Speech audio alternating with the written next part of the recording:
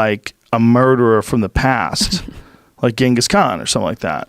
Well, you actually would get in trouble now for cultural appropriation. You know where you wouldn't get in trouble? Is at the Renaissance Fair. When they have like Heroes and Villains Day. Depends on what you're doing with your eyes. Go do it there. If you got some squinty eye thing going on with tape. God, too far. Right? Isn't that weird? You've taken it too far. But why is it weird that a physical characteristic like eyes, like small eyes, is like offensive to discuss? Isn't that fascinating? It is fascinating, but or to recreate. I think, is it offensive or is it people enjoy the feeling of being offended? I think there's a sweet spot in the middle there.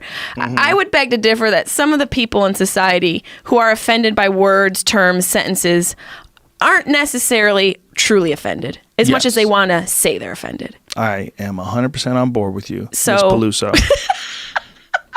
Dr. Peluso, sorry. Thank you, Dr. Peluso. I have a HPV, HD, PHI, ABD. I can't. I mean, people get offended. People love it's getting exhausting. offended. They love it. They love getting offended, and you know what they also love doing? Not doing shit about it.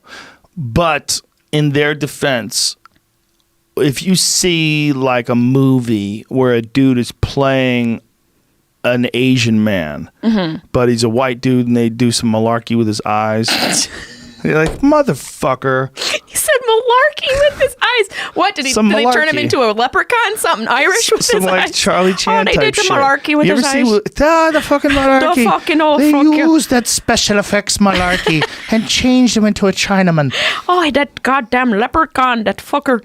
You could be an Englishman. No one has a problem with calling someone an Englishman. But you call someone a Chinaman, and they go, whoa, you're getting weird there. It's just... You're getting weird. It's exhausting when people are offended. And then it's like girls being offended and writing articles about guys that are doing Me Too moments, but they're not going to the rallies. They're not involved in the community. They're not really like moving the needle. They're just screaming. Is it good to go to rallies? I think it's good to be also actively and physically involved in whatever movement you believe in. I think just saying it and posting it on Twitter is a facade. But it's good for likes. You can get a lot of likes. Boom. I mean, I guess there's some eyeballs on it. You're creating a conversation, but I don't know. I just believe in like walking the talk a little bit more. What the fuck were we just talking about? That Genghis Khan. Oh, Chinese actors that get fucked out of roles by white people. They don't do that anymore, but they used to. Yeah. And one of the big ones was Charlie Chan. Charlie Chan was like a famous detective show. Remember that show? Was it casted as a white man? It was a white dude playing a Chinese detective that was like super wise detective. That's busted. But he looks like, like a white guy who eats good. Like Matlock? Thick. More like... like the commish? No, like that's him right there. My holy hell. Yeah, that was Charlie Chan. I'm offended. Yeah, he should be. He looks more like... He looks like a shitty magician. He looks like Chewy from the Comedy Store. You guys don't remember Chewy. That is offensive. The same thing happened with... Let me see that picture. Look at that. That shit is ridiculous. I can't. What is happening there? He looks like he runs a casino in upstate New York. And you ever hear him talk? Can we play some of I need to hear it. Some Charlie Chan? It was very offensive. Oh my God. Dun dun dun. Let's listen to some Charlie Chan. I'm shook right now. What's that, Jamie? What do you think? The same thing happened. What year do you think this was? 1945, it says. Yeah, I was gonna say 50s.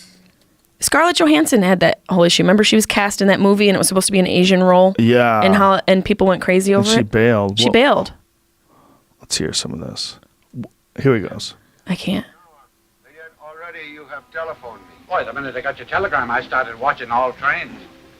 You contact mysterious Mr. Rouse? Sure. Picked him up the minute he got off the train. And Hodge, that's one of my men over there. He and I have trailed him for 7 hours. Rouse, no, you follow him? He couldn't help it. I figured you were about to make an important arrest, so we've kept close to it. Look at his face. He doesn't even look remotely Asian. Yo, they taped his eyes for sure. They did some weirdness, but not much because... He looks like every housewife in Bev Hills, minus the facial hair. The pulled back face? Okay. Yeah, where you're like, take off 10 years. But back then, this guy could get away with that. What's his face? John Wayne. Who's the lady in the saran wrap? She's a ghost or some shit. Dude, What's happening to her? that is I bizarre. don't even know if they had saran wrap back then. That could be just jizz. Oh shit! A bubble of jizz. Is that on what her you would face. do to wrap up food? Is just You'd have to jizz on things. spooge it and take it home Just after the blow it up party? like a balloon.